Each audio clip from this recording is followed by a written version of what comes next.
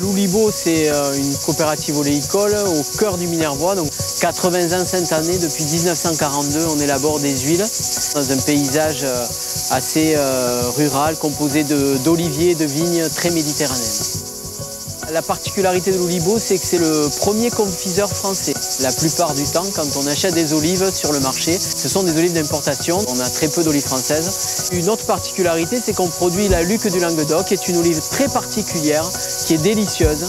Et l'Oulibo produit 90% de cette olive. C'est-à-dire que s'il n'y a plus l'Oulibo, il n'y a plus l'appellation d'origine contrôlée. Voilà, donc bien sûr, on produit des huiles d'olive avec des variétés locales.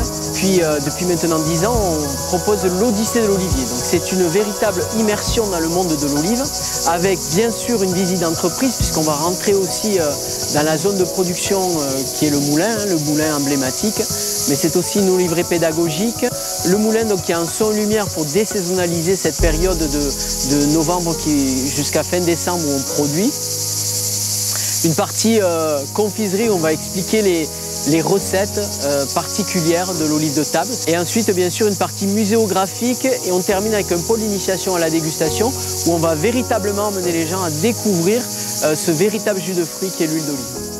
Alors, tourisme gourmand, c'est d'abord la convivialité d'un groupe et la rencontre de gens finalement qui partagent cette gourmandise et surtout qui s'ouvre au public avec ce prisme qui est la gourmandise. Et je pense que c'est un tourisme déjà qui est durable, qui n'est pas délocalisable.